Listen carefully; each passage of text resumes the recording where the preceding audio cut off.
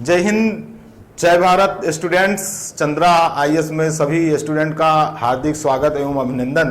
आप सारे लोग दीर्घायु हों, यशस्वी हों, हर्षित रहें, खिलखिलाते रहें, मुस्कुराते रहें। बेटा आज हम लोग ईवीएस के एक बहुत ही इंपॉर्टेंट टॉपिक पे डिस्कस करेंगे जिसका नाम है एनवायरमेंट मीन पर्यावरण। एनवायरमेंट क्या होता है? What do mean environment? तो a condition in which we live and survive known as environment. अगर छोटी क्लास में हम लोगों ने पर्यावरण के बारे में पढ़ते थे, परि प्लस आवरण मीन्स जिस कंडीशन से हम घिरे हुए होते हैं उसे पर्यावरण कहते हैं। हमारे तरफ विद्यमान वो समस्त चीजें पर्यावरण कहलाती हैं। लेकिन अब अगर देखा जाए थोड़ी बड़े लेवल पे इसको अगर हम कंसीडर करें तो पर्यावरण मीन्स क्या होता है कि हमारे चारों तरफ विद्यमान सभी प्रकार के जैविक और अजैविक सबको सम्मिलित रूप से पर्यावरण कहते हैं। और पर्यावरण को हम निम्न 4 भागों में मेनली बांटते हैं। जो पहला पार्ट्स है, second parts, third parts and fourth part. सबसे पहले बोलते हैं एटमॉस्फेयर। एटमॉस्फेयर को बोलते हैं हिंदी में वायुमंडल। दूसरा हमारा होता है लिथोस्फीयर। लिथोज मीन्स होता है बेटा, लिथोज मीन्स होता है स्थल और स्फीयर मीन्स मंडल। तो इसको बोलते हैं हम स्थल मंडल।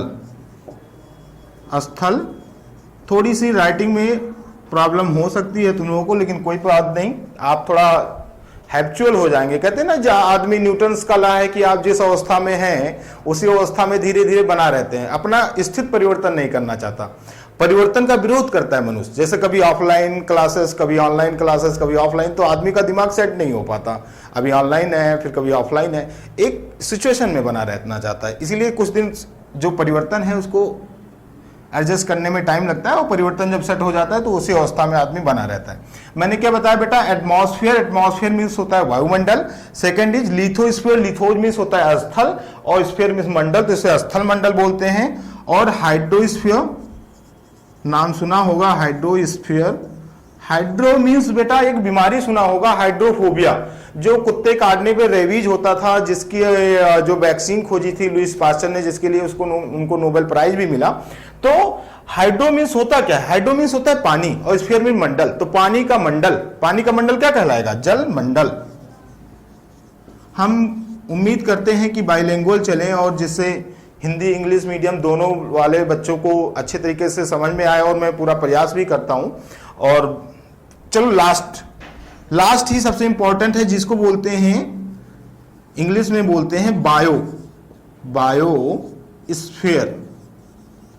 बायोस्फीयर बेटा तुम लोगों ने जो बायोलॉजी लेकर पढ़े होंगे उनको पता होगा, बायोलॉजी होती थी। बायोलॉजी मीन्स क्या होता है? जीव विज्ञान। तो बायो मीन्स क्या होगा? जीव, और स्फीयर माने मंडल, तो इसको बोलेंगे जीव मंडल।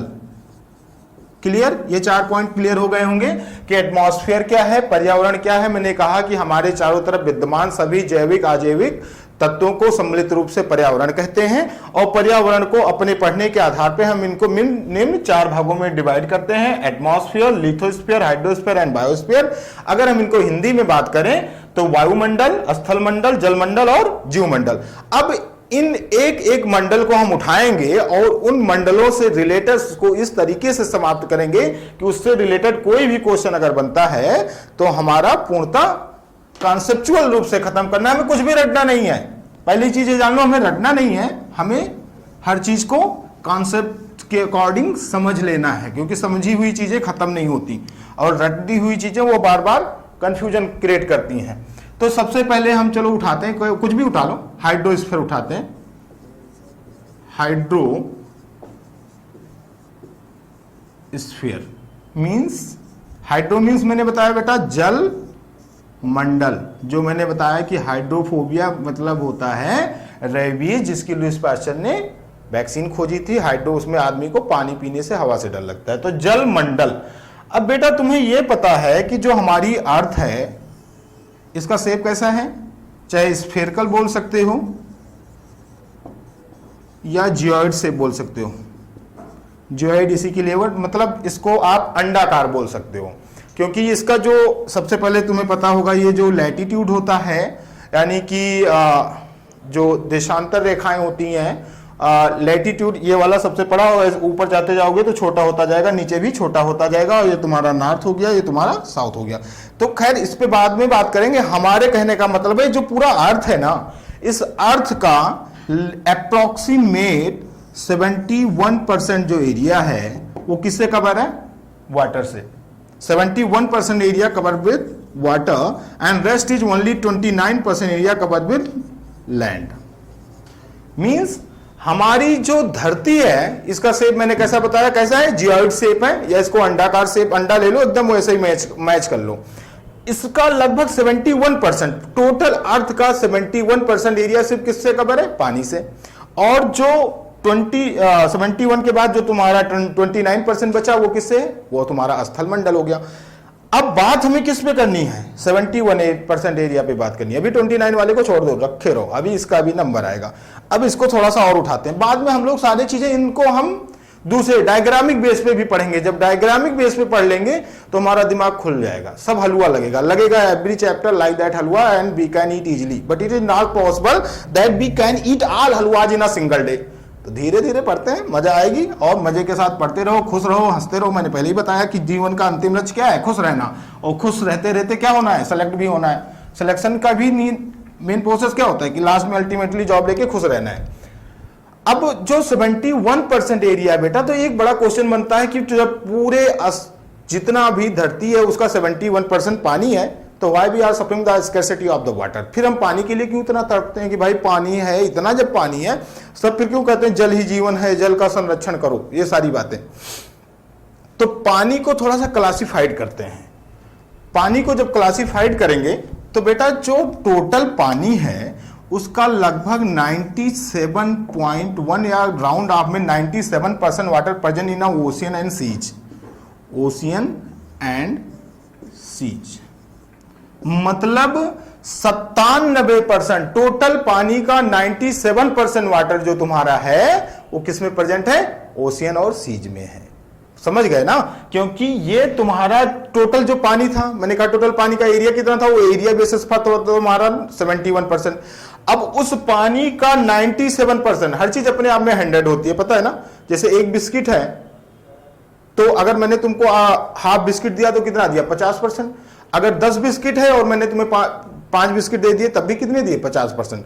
तो जो तुम्हारा 71 था वो अपने आप में 100 था, और उस 100% का 97% यानी जितना भी पानी है उसका 97% पानी किसमें है बेटा? ओशियन और सीज में है। मैं आपको एकदम धरातल से समझाने की कोशिश कर रहा हूं, मतलब वहां से समझाने की कोशिश कर रहा हूं कि आप 2-3 बार समझने के बाद आपको लगे कि हाँ आ गई मजा। मजा ना आए तो बताना, पैसे नहीं वापस पर मजा आएगी। तो ये 97% ओशियन और सीज में है।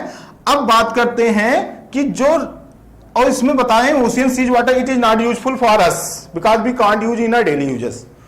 इस पानी को हम अपने जो दैनिक यूज है उसमें नहीं ला सकते। क्यों नहीं ला सकते?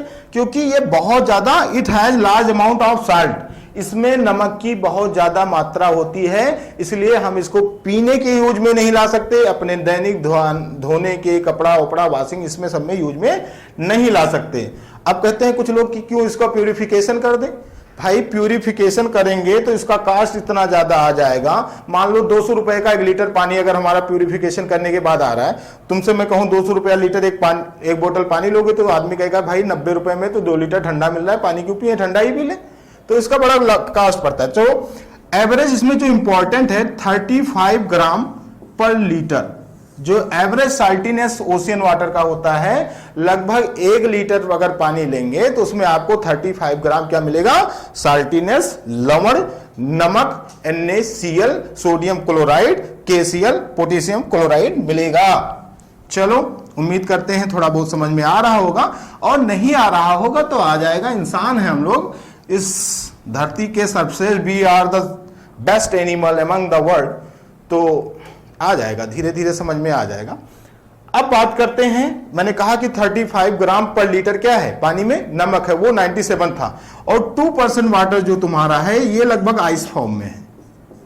आइस फॉर्म मतलब फ्रीजिड जोन में है, जो तुम्हारा ऊपर में जब तुम्हें लैटिट्यूड, लॉन्गिट्यूड और ये सारे पढ़ाऊंगा तो तुम समझ जाओगे कि मतलब जो टोरिड जोन है, टेम्परेट जोन है, फ्रिजिड जोन, मतलब 2% जो पानी है वो कैसे है, जमा हुआ है, किस फॉर्म में, बर्फ में। वहीं से तो सारी नदियां निकल रही हैं, हिमालय पे, लद्दाख में, इधर सब सारे साइड में सब क्या है, बर्फ ही बर्फ है ना। तो 97% यानी 97% पानी तुम्हारा निकल गया किसमें, ओशियन और सीज में। 2% वाटर निकल गया किसमें, बर्फ के रूप में। तो बचा कितना भाई, 97 और 299, only 0.7% water is useful for us, 0.7%, in which river underground both is considered. दोनों पानी मतलब सारे पानी जो हमारे लिए उपयोगी हैं, जिसमें नदी, झरने और मतलब फ्रेश वाटर अगर बात करें तो वो कितना है, सिर्फ 0.7%। इसलिए कहते हैं जल का संरक्षण करना नितांत आवश्यक है, क्योंकि जितना जल है वो हमारे लिए जो है उपयोगी नहीं है। वो सारे जल तो तुम्हारे 97% ओशियन और सीज में है, और बाकी जो बचे वो 2% तुम्हारे उसमें निकल गए। और फिर वाटर वेपर भी होता है, वाटर वेपर तुम्हें पता ही होगा, वाटर वेपर को तुम चेक कर सकते हो, जो तुम्हारी वो वाली एसी होती है बड़ी वाली, इसमें जिसमें से पानी निकलता है, उसको भी लगा दो रूम में, तो शाम भर में तुम्हारे 1 बाल्टी पानी पूरा कलेक्ट हो जाएगा। तो पानी ऐसा तो है नहीं कि एसी कहीं से पानी पकड़ के लाती है, जो हमारे एटमॉस्फेयर में वाटर वेपर है उनको क्या करती है, कंडेंसेशन होता है और उस पानी को चेंज कर देता है, तो वाटर वेपर पानी में चेंज हो जाते हैं। ये बात हो रही थी किसकी, हाइड्रोस्फीयर की, यानी कि जलमंडल की। मुझे उम्मीद है कि जलमंडल में थोड़ा बहुत चीजें समझ में आई होंगी। अब बात करते हैं थोड़ा सा लिथोस्फीयर की। बेटा इसको मैंने बोला, लिथोज मीन्स होता है चट्टान या रॉक्स या स्थल, और स्फीयर माने मंडल, तो इसको बोलेंगे क्या, स्थल मंडल। क्लियर।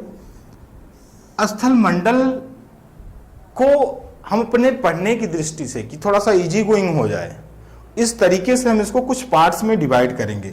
इसको थोड़ा देखना बेटा, ये थोड़ा बहुत इंपॉर्टेंट है, और ये तुम्हें कई जगह से, और ये पॉइंट सिर्फ एनवायरनमेंट नहीं है, ये पॉइंट तुम्हारे कई सारे चीज़ों को कवर करेगा, क्योंकि ये तुम्हारा साइंस में भी आता है, ईवीएस में भी आता है, और तुम्हारे सोशल साइंस में भी आता है। तो इसको देखेंगे। हम बात करते थे बेटा, लिथोस्फीयर जो है ना, इसको कुछ भागों में बांटा गया। Number 1 mountain. माउंटेन मीन्स क्या, पहाड़, ठीक। प्लेटू, प्लेटू मीन्स क्या होता है, पठार। डिजर्ट, डिजर्ट मीन्स क्या होता है, मरुस्थल। और उसके बाद प्लेन, प्लेन में समझते ही होंगे मैदान जो हम लोग जिसमें ज्यादातर रहते हैं। And last is pole, pole means ध्रुव। तो जो स्थल मंडल है बेटा, इसको हमने कुछ भागों में बांटा। कौन कौन से भागों में बांटा, पढ़ने की दृष्टि से, जिससे हमको थोड़ा इजी गोइंग हो जाए। अच्छा, हर चीज को देखो 2 भागों में बांटते हैं, किसी को 3 भागों में, किसी को 5 भागों में। ये नेचुरली डिवीजन नहीं है, ये मैन मेड डिवीजन है। और हमने डिवीजन क्यों किया है, क्योंकि हम किसी चीज को एक साथ नहीं पढ़ सकते, हम उसको स्टेप बाय स्टेप तोड़ लेते हैं, और तोड़ने के बाद 1 बाय 1 स्टेप को खत्म करते हैं, तो हमारे लिए इजी गोइंग होता है। माउंटेन हो गया, प्लेटू हो गया, डिजर्ट हो गया, प्लेन हो गया, और पोल हो गया। अब हम लोग एक एक पे थोड़ा सा डिस्कस करेंगे। यानी सबसे पहले हम बात करने चल रहे हैं किस पे, पहाड़ पे, यानी कि माउंटेन पे। ये वाला टॉपिक बेटा थोड़ा लंबा जाएगा। मैंने कहा कि इन्वायरमेंट जो है ये थोड़ा सा लंबा जाएगा, लेकिन इन्वायरमेंट पढ़ने के बाद आपको कॉन्फिडेंस आ जाएगा। आप कभी भी किसी प्रकार का पेपर उठाएंगे तो उसमें से सारे क्वेश्चन कवर हो जाएंगे। तो सबसे पहले बात करते हैं माउंटेन मीन्स पहाड़ की। माउंटेन बेटा 3 प्रकार के होते हैं, ठीक। नंबर 1 फोल्ड माउंटेन,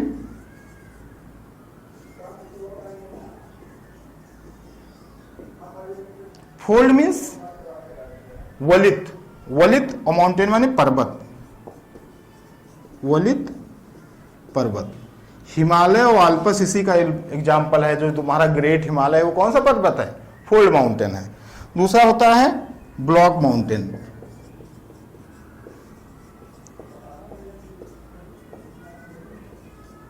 और तीसरा होता है वोल्केनिक माउंटेन।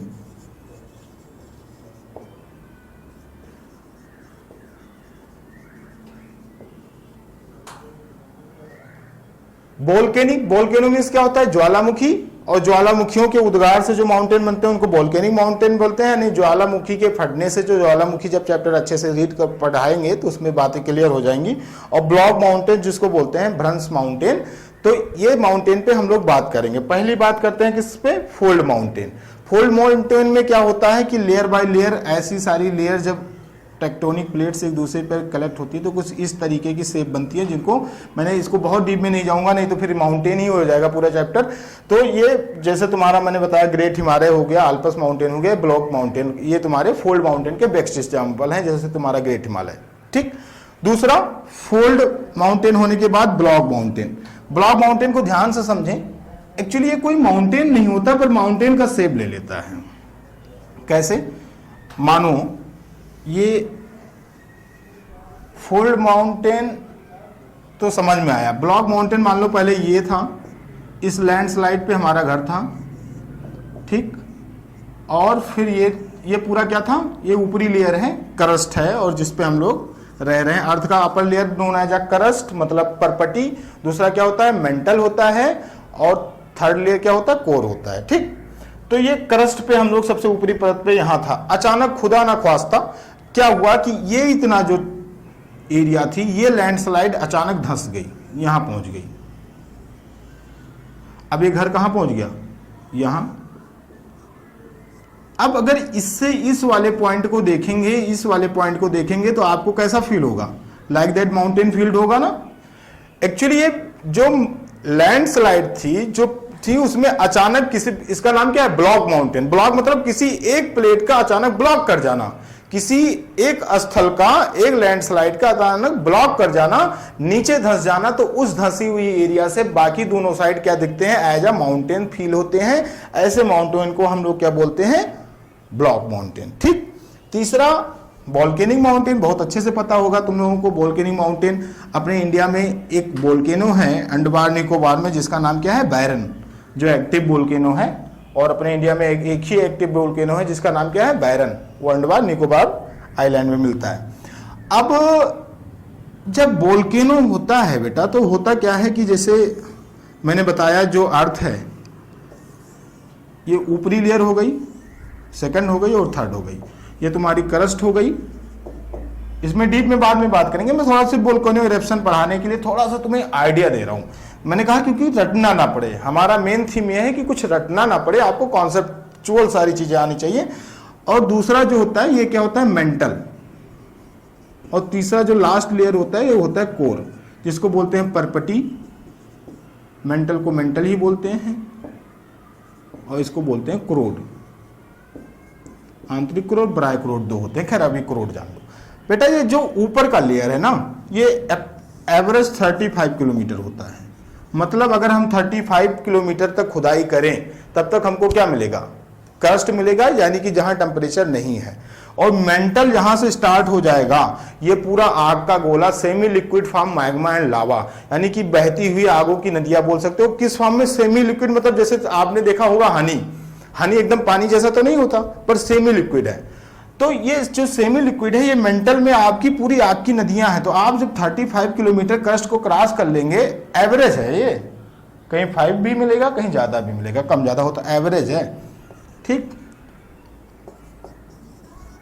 35 किलोमीटर करस्ट हो गया। मेंटल पे आएंगे तो बेटा ये पूरी बहती हुई आगों की नदियां हैं सेमी लिक्विड फॉर्म में, और इसका लगभग तुम्हारा 2700 किलोमीटर, लगभग 2700 से 2900 किलोमीटर राउंड आप में बोल सकते हैं, ये इसका मेंटल मिलता है। तो चूंकि नीचे आग है, ऊपर कुछ ठंडी चीजें हैं, तो कभी कभी क्या होगा, मान लो कि कुकर अगर गर्म हो रहा है, प्रेशर बन रहा है, तो नीचे प्रेशर अगर बन गया तो अगर सीटी नहीं निकाली जाए तो क्या होगा, ब्लास्ट होगा। वही सेम कंडीशन होता है कि जब नीचे कभी क्या बनता है, प्रेशर बनता है, तो वो ढूंढता है कि कहां से ये प्रेशर निकले, तो वो देखता है भाई प्रेशर क्रस्ट जहां कमजोर पाएगा। इसीलिए सबसे ज्यादा वोल्केनिक इरप्शन कहां होते हैं, रिंग ऑफ फायर किधर है, पैसिफिक ओशियन के साइड में है। क्यों, क्योंकि वहां की क्रस्ट कैसी है, थोड़ी सी कमजोर है, तो क्रस्ट वहां की कमजोर है, तो वहीं फाड़ के तुरंत सारा जो वोल्केनो है, वोल्केनो इरप्शन सबसे ज्यादा वहीं होता है, और लावा सारे बाहर आने लगते हैं। तो इसीलिए जब नीचे गैस जनरेट होगी तो वो क्रस्ट को अचानक क्या कर देती है, फाड़ देती है। कुछ इस तरीके का, मान लो यहाँ हम लोग यहाँ रहते हैं, वहाँ नहीं, मान लो कहीं पाकिस्तान में मान लेते हैं कि पाकिस्तान वाले रह रहे थे, उनके नीचे ये इनका क्रस्ट था और नीचे मेंटल इस पोजीशन पे कुछ हलचल हुई मेंटल पे, और उसने अचानक यहाँ की क्रस्ट को फाड़ा और बहुत तेजी से सारे मैग्मा बाहर आने लगे, और मैग्मा ठंडा होके ही किस में कन्वर्ट हो जाते हैं, लावा। तो जब ये बहुत तेजी से बाहर आएंगे तो यहाँ पे जितने लोग हैं वो टेररिस्ट लोग, वो भी मरेंगे और मरना भी चाहिए। और इसके बाद लेकिन अब सारे बाहर आएंगे तो धीरे धीरे कोल्ड होके ये किसमें, लावा में चेंज होंगे, और एक बोल किसका, माउंटेन का शेप ले लेंगे। यानी कि जब बहुत सारा चीज अगर बाहर आएगी, बहुत बड़ी चीजें, अगर अभी मिट्टी हुई हो और कम से कम 1 करोड़ टाली मिट्टी अगर ऐसे करके इसको शेप दे देंगे तो माउंटेन शेप हो जाएगा ना। ऐसे नीचे की चीजें जब ऊपर आती हैं वो कोल्ड होके लावा में कन्वर्ट होती हैं तो एक माउंटेन का शेप ले लेती हैं। उस माउंटेन को हम क्या बोलते हैं, ज्वालामुखीय पर्वत या वोल्केनिक माउंटेन। थोड़ा बहुत मुझे लगता है समझ में। हाँ, वोल्केनो से एक चीज ये जान लो कि बेटा जो हाँ वोल्केनो सबसे ज्यादा होता है उसे बोलते हैं रिंग ऑफ फायर, और वो पैसिफिक ओशियन के पास है।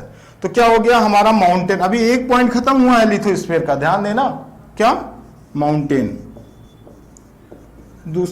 अब दूसरा पॉइंट लेते हैं, डिजर्ट।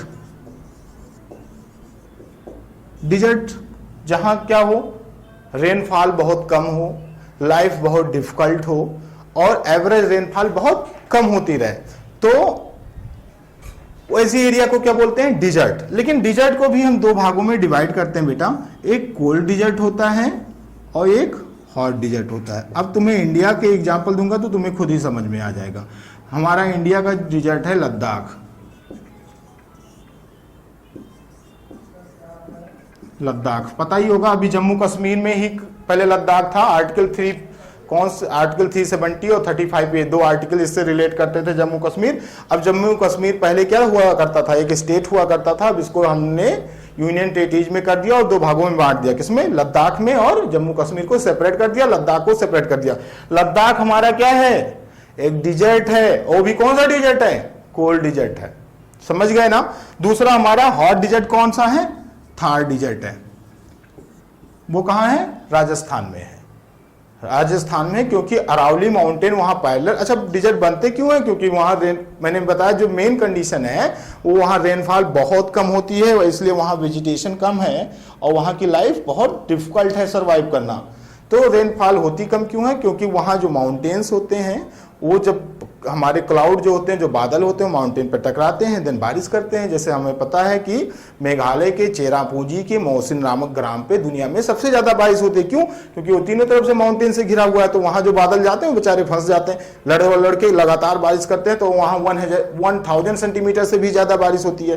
राजस्थान का जो ये एरिया होता है बेटा, ये अरावली माउंटेन लगभग पैरेलल में पड़ जाता है, तो इधर साइड से जो क्लाउड होते हैं, जो बादल होते हैं, क्रॉस कर जाते हैं, तो कहीं टकराते नहीं है, तो इसलिए वहां बारिश नहीं होती। और बारिश नहीं होगी तो धीरे धीरे वहां की सॉइल कन्वर्ट हो जाएगी किसमें, सैंड में, बालू में, और वो डिजर्ट बन जाता है। ठीक, समझ गए ना। और जो तुम्हारा कोल्ड डिजर्ट होता है ये भी समझ जाओगे जब अंदर दूसरा टॉपिक पढ़ाएंगे, क्योंकि वहां सनरेज क्या होती है, ना के बराबर पहुंचती है, इसलिए वो वहां पूरा आइस बग होते हैं, आइस जमे होते हैं, बर्फ के पिरामिड होते हैं। ये बात हो गई तीसरी डिजर्ट की। प्लेन की बात पता ही है, प्लेन पे सबसे थिकली पॉपुलेशन मिलता है। मतलब हम लोग अगर देखा जाए तो हमारे यहाँ जो गंगा और ब्रह्मपुत्र के रिवर से एक डेल्टा बनता है, सुंदरवन डेल्टा। अच्छा, गंगा रिवर जो हमारे इंडिया में बहती है वो गंगोत्री से निकलती है उत्तराखंड से, और होते हुए लास्ट में कहाँ चली जाती है, तुम्हारे बांग्लादेश में, जिसको उसे पद्मा नाम से जानते हैं, और फिर वो पद्मा से होते हुए बे ऑफ बंगाल में गिर जाती है। उधर से क्या है कि सांगपो रिवर निकलती है, कहां से, तुम्हारा तिब्बत प्लेटू से निकलती है, और वो भी यहां से अरुणाचल प्रदेश से हमारे यहाँ इंटर करती है, और जाके गंगा और ब्रह्मपुत्र मिलकर एक सुंदर सा सबसे बड़ा डेल्टा बनाते हैं, जिसका नाम क्या है, Sundarban delta, and it is the biggest delta among the world. ये दुनिया का सबसे बड़ा डेल्टा है और ये बहुत फर्टाइल है। तो प्लेन वो एरिया होती है जहां वेजिटेशन बहुत अच्छा होता है, जहां थिकली पॉपुलेशन होती है, जहां क्रॉप प्रोडक्शन बहुत अच्छा होता है, यानी कि जहां उत्पादन बहुत अच्छे होंगे, जीवन के संसाधन सुगम होंगे, वहां पे आदमी का पॉपुलेशन, जनसंख्या घनत्व ज्यादा मिलेगा। अपने यहां सबसे ज्यादा जनसंख्या घनत्व कहां है, किस स्टेट की है, तो बिहार की है। दिल्ली मत करना क्योंकि वो यूनियन टेरिटरीज है, ठीक।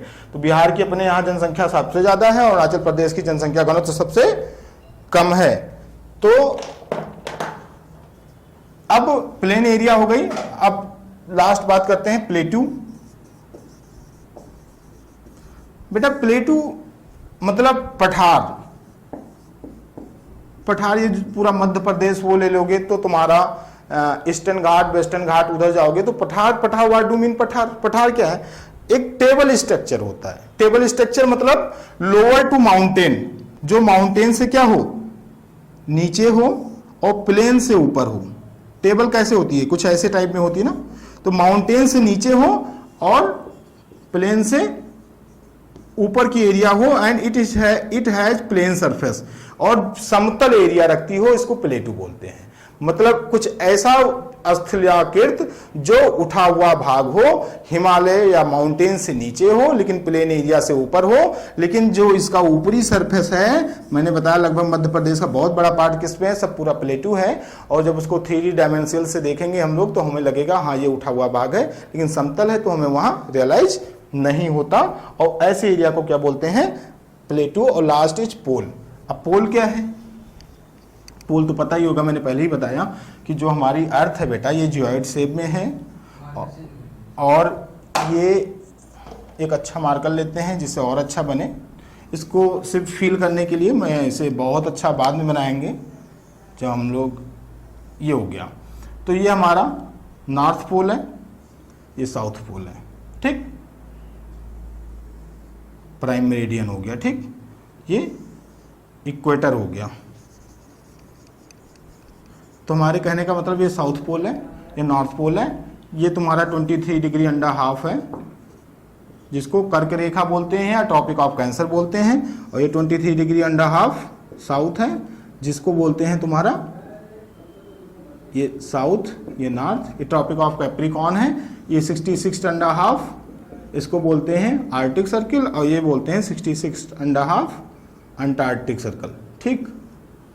खैर इससे नहीं मतलब, बस ये जान लो पोल क्या है। तो ये तुम्हारा नॉर्थ पोल है और ये तुम्हारा साउथ पोल है। तो ये बात हो गई किसकी, एक बात खत्म हुई सिर्फ किसकी, लिथोस्फीयर की। आप वीडियो को अपनी इच्छा अनुसार उसकी जो है स्पीड को कम ज़्यादा कर सकते हैं और पानी वानी पीने के लिए ब्रेक ले सकते हैं। उसके बाद फिर आएंगे, 2 बार पढ़ेंगे और धीरे धीरे हैप्चुअल हो जाएंगे। हैप्चुअल होने के बाद आप बने रहिए चंद्रा IAS के साथ और उम्मीद करते हैं हम आपको बेस्ट से बेस्ट देने की कोशिश करेंगे और आप अपने परीक्षा में श्योरली सक्सेस होंगे। अब बात किसकी हो गई बेटा, लिथोस्फीयर की हो गई। बात किसकी हो गई, हाइड्रोस्फीयर की हो गई। बात करते हैं बहुत ही इंपॉर्टेंट तीसरा पार्ट, एटमॉस्फेयर मींस वायु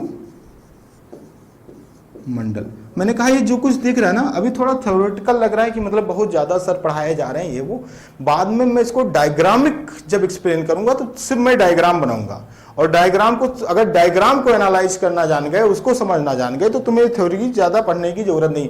थ्योरी आप रफली एक बार देख लेंगे, उसके बाद सिर्फ डायग्राम को मेरे साथ एक पेन लेंगे, कॉपी लेंगे, एक नोट्स बनाएंगे और डायग्राम को ही रीड करेंगे। डायग्राम से आपके सारे क्वेश्चन क्लियर हो जाएंगे।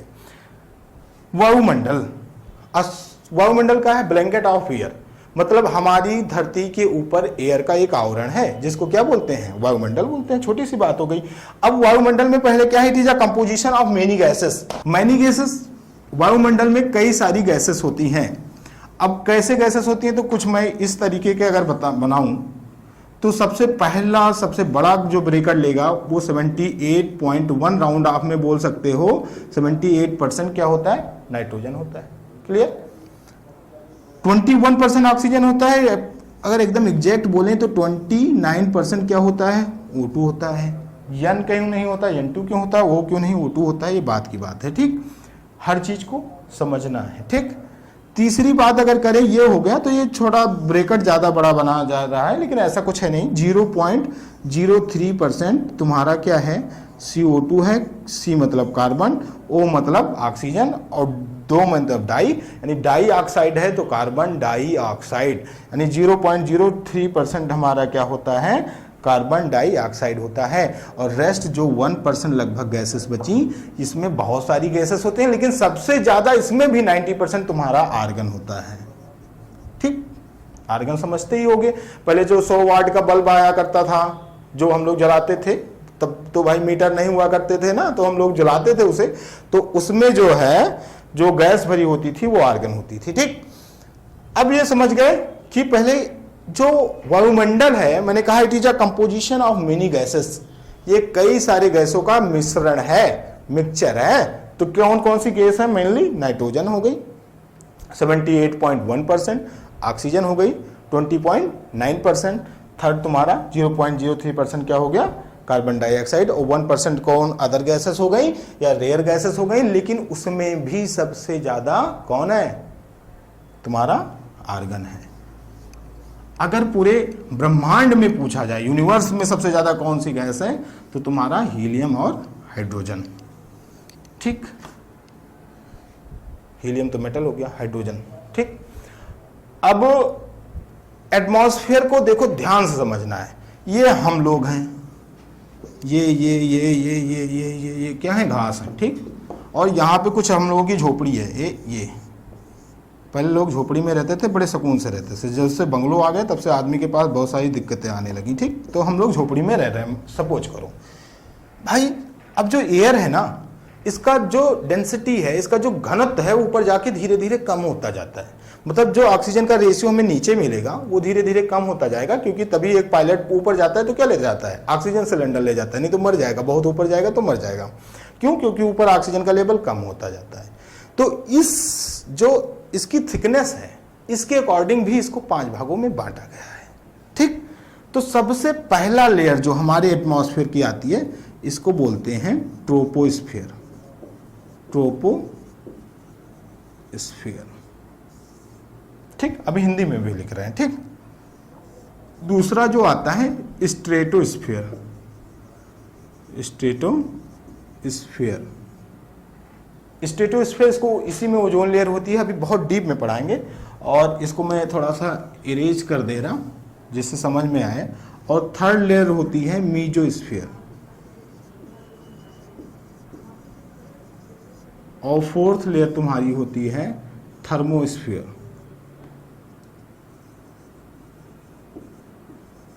बेटा राइटिंग को लेकर डरने की जरूरत नहीं है, थोड़ी बुरी है और नेचुरल है, जो है वो नेचुरल है, वो यही है। और लास्ट इज एक्सोस्फीयर। अब ट्रोपोस्फीयर, देन स्ट्रेटोस्फीयर, और फिर mesosphere, thermosphere and last exosphere. इसको अगर 1 कहें तो ये 2 हो गया, ये 3 हो गया, ये 4 हो गया, ये 5 हो गया। तो सबसे बाहर का भी तुमसे पूछा जाए कि हमारे वायुमंडल का सबसे बाहरी परत कौन सी है, तो तुम्हारा एक्सोस्फीयर यानी ब्रह्मंडल। इसको कुछ ऐसे ही लिखते होंगे, ब्रह्मंडल, समझ लो, मतलब बाहर का मंडल है। और इसको तुम्हारा मीजोस्फीयर को बोलते हैं, सबसे पहले इसको बोलते हैं समताप मंडल। ये तुम्हारा थर्मो आयन मंडल, इस साइड में लिख देता हूं जिससे इधर समझ में नहीं आएगा। इसको वायुमंडल बोलते हैं बेटा। और ये तुम्हारा थर्मोस्फीयर को आयन मंडल बोलते हैं। क्यों आयन मंडल बोलते हैं इसको भी मैं बता दूंगा, क्योंकि इसमें आयन होते हैं, पॉजिटिव नेगेटिव चार्ज होते हैं, और इसी में मूव करती हैं जो तुम्हारी अल्ट्रावायलेट रेज होती हैं, जो सारे रेडियो वेव्स होती हैं। और ये तुम्हारा मीजोस्फीयर है, इसको बोलते हैं मध्य मंडल, और इसको बोलते हैं समताप मंडल। लास्ट में जो बचा स्ट्रेटोस्फीयर, इसको बोलते हैं तुम्हारा ओजोन मंडल।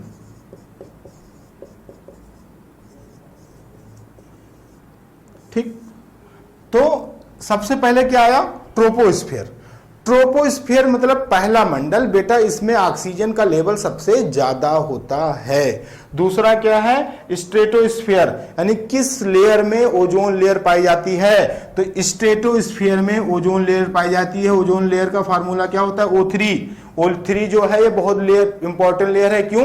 क्योंकि सन रे जो आती है उसमें जो अल्ट्रावायलेट रेज होती हैं जो स्किन कैंसर की काज होती हैं, जो हमारे शरीर में स्किन कैंसर पैदा करती हैं, उनको ये एब्जॉर्ब कर लेता है, अवशोषित कर लेता है। और लेकिन इसका डिप्लीटेशन हो रहा है, यानी कि आज के समय में ओजोन लेयर बहुत तेजी से कट रही है और कई जगह इसमें होल भी हो गए हैं। और इसका डिप्लीटेशन मेनली किसकी वजह से होता है? तो CFC की वजह से होता है, क्लोरोफ्लोरोकार्बन की वजह से होता है, और हमारे फ्रिज और AC से निकलने वाले गैसेस की वजह से होता है। अब तीसरा जो पहला लेयर हो गया ट्रोपोस्फीयर, स्ट्रेटोस्फीयर हो गया। मीजोस्फीयर क्या होता है? ये कोल्डेस्ट लेयर है, ये सबसे ठंडी लेयर है। और इसके मीजोस्फीयर के बाद आता है तुम्हारा थर्मोस्फीयर। इसमें पॉजिटिव नेगेटिव चार्ज होते हैं, इसीलिए इसको आयन मंडल भी बोलते हैं, क्योंकि इसमें पॉजिटिव चार्ज होता है और नेगेटिव चार्ज होता है। इसके ऊपर जो लास्ट होता है उसको क्या बोलते हैं बेटा? लास्ट इज क्या? एक्सोस्फीयर।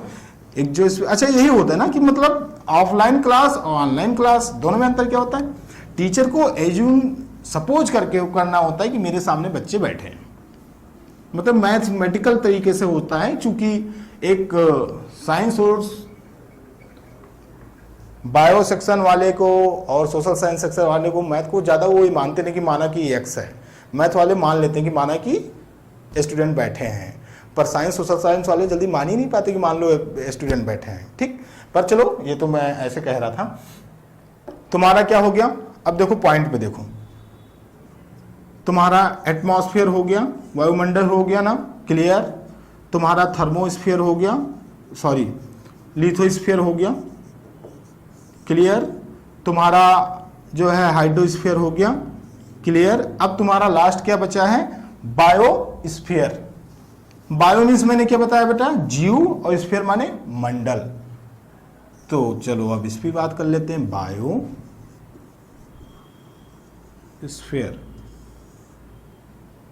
अभी इससे रिलेटेड, एनवायरनमेंट से रिलेटेड अभी एक वीडियो और इसके बाद आएंगे, जिसमें तुम्हें पर्यावरण संरक्षण से रिलेटेड जो डेट्स हैं, पर्यावरण संरक्षण के जो मीटिंग्स हुई इसको लेकर, जो तुम्हारा इससे रिलेटेड मेन टॉपिक्स हैं, इंफॉर्मेटिव टॉपिक्स हैं, कहाँ कैसे रियो में कौन सा अधिवेशन हुआ, उसको लेकर कौन कौन से फिर ऑर्गेनाइजेशन बने, और क्या क्या जो है सारी कंट्रियां किस लेवल में इफर्ट कर रही हैं इन्वायरमेंट को लेकर, उस पर बात करेंगे। तो बायोस्फीयर जो है, बायो मीन्स मैंने कहा था क्या होता है? जीव, स्फीयर माने मंडल, तो हो गया जीव मंडल, क्लियर। जीव मंडल, जीव को भी दो भागों में बांटेंगे, किसमें बेटा? प्लांट और एनिमल। प्लांट भी जीव है और एनिमल भी है, यानी ये जूलॉजी है और ये बॉटनी है। जूलॉजी मतलब जीव विज्ञान, ये सॉरी ये आप ये जंतु विज्ञान, और ये जो जूलॉजी होता है और बॉटनी होता है वनस्पति विज्ञान। तो जीव मंडल को हम दो भागों में बांट दिए, किसमें? प्लांट और एनिमल में। थोड़ा सा प्लांट को हम लोग पढ़ लेते हैं। अच्छा, जो मैं बांट रहा हूं ना, इसको कुछ ऐसा नहीं है कि इसको तुम चौंक जाओ कि कितने बटे जा रहे हैं, ये इसको 5 भाग में, उसको 2 भाग में, सिर्फ पढ़ लेना है। मैंने कहा इसका एक दूसरा वीडियो आएगा जिसमें आपको सिर्फ डायग्रामिक बेस पे पढ़ाने की कोशिश की जाएगी, और जब आप इस वीडियो को देख लेंगे उसके बाद बड़ा इजी गोइंग हो जाएगा, आप डायग्रामिक बेस पे पढ़ेंगे। और जो इस टॉपिक से अवेयर हैं उनको तो ज़्यादा डाउट दिक्कतें नहीं होंगी, पर जो बायो से रहे हैं, जो मैथ से रहे हैं, या जो अभी करंट में सारे लोग बीएड और टेट की, बीएड करने के बाद टेट की तैयारी कर रहे हैं या अदर कंपटीशन की तैयारी साथ साथ में कर रहे हैं, तो जो जिनका स्ट्रीम में नहीं रहा है उनको शुरू से पढ़ना होता है, उनके लिए चीज़ें नहीं होती हैं। हाँ, आपका आईक्यू लेवल बहुत अच्छा है, मुझे पता है, आप इसको सारी चीज़ों को जानेंगे, लेकिन कोई जब चीज़ें नहीं आती हैं तो उसको मैंने कहा लेने में थोड़ा सा प्रॉब्लम होती है। लेकिन 1-2 बार वीडियो आप देखेंगे तो आपका ये कॉन्सेप्ट क्लियर हो जाएगा। तो मैंने कहा कि बेटा प्लांट को थोड़ा सा बांट लेते हैं। प्लांट्स में कैसे बांटोगे? सबसे बड़े जो बड़े बड़े पेड़ होते हैं, छोटे पेड़ होते हैं, कुछ ऐसे होते हैं, कुछ ऐसे होते हैं, ठीक है, कोई बात नहीं। तो एक होते हैं ट्री, ट्री सबको पता ही होगा, पेड़ जो बड़े बड़े पेड़ होते हैं। दूसरा श्रब, श्रब मीन्स होता है ट्री मतलब पेड़, श्रब मीन्स झाड़ियाँ, जैसे रोज हो गया, इसमें मैंगो ट्री हो गए, नीम ट्री हो गए, बनियान ट्री हो गए। पर यहाँ जो तुम्हारा रोज आएगा, जो हैबिकस आएगा, ये तुम्हारी क्या आएंगी, झाड़ियाँ हैं, वो पेड़ नहीं है। फिर हर्ब,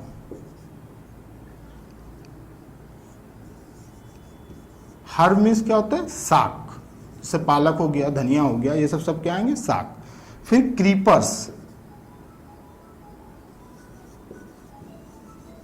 क्रीपर्स मीन्स होता है, क्रीपर मतलब रेंग के चलने वाले, रेंग के जो चलते हैं, रेंग के चढ़ने वाले पेड़, ठीक।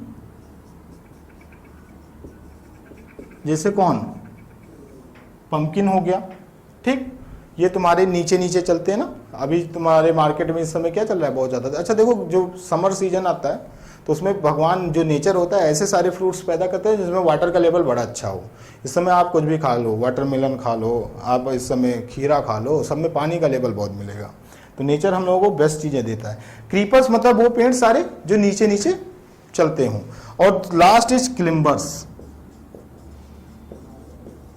क्लिम्बर्स मीन्स होता है बेटा ऐसे पेड़ पौधे, क्लाइंब सुना ही होगा, क्लाइंब मतलब क्या होता है, चढ़ना। जैसे तुम्हारा क्या होगा, ग्रेप्स हो गया, तुम्हारे बहुत सारे पेड़ होते हैं जिसमें झाड़ियां हम लोग लग देते हैं, फिर वो पेड़ अपने अपने तरह से वो निकालती हैं एक विशेष प्रकार के स्ट्रक्चर, और उससे उसको बांध के वो ऊपर चढ़ती चली जाती हैं। जैसे मनी प्लांट हो गया आपका, ग्रेप्स हो गया। तो क्लिम्बर्स मतलब चढ़ने वाली, ठीक। अब ये तुम्हारा प्लांट हो गया। और एनिमल में बहुत सारे डिवीजन हैं, उनको नहीं करेंगे। एनिमल मतलब समझ लो कि एनिमल जितने भी ये जो प्लांट्स होते हैं ये क्या करते हैं, फोटोसिंथेसिस करते हैं, यानी ये अपना भोजन खुद बनाते हैं। और बाकी जितने भी लिविंग बीइंग्स हैं they depend on the plants for their food, on अपने खाने के लिए इस पे डिपेंड होते हैं। दूसरी बस अब एक बात के साथ मैं खत्म करूंगा। एक मैं डायग्राम बना रहा हूं, उस डायग्राम से समझने की कोशिश करेंगे। बेटा ये तुम्हारा जो मैंने पढ़ाया इन्वायरमेंट, इसमें बायोस्फीयर जो है ये सेंटर है, यही तो है। हम ही लोग तो सब कुछ पढ़ रहे हैं, यानी जीवमंडल ही सेंटर है। और ये जीवमंडल कहाँ पाए जाएंगे, एटमॉस्फेयर में भी पाए जाएंगे। कुछ इस तरीके से हम लोगों की क्लास बाद में होंगी जो सिर्फ डायग्रामिक होंगी। तुम्हारे लिथोस्फीयर में पाए जाएंगे और तुम्हारे हाइड्रोस्फीयर में भी पाए जाएंगे।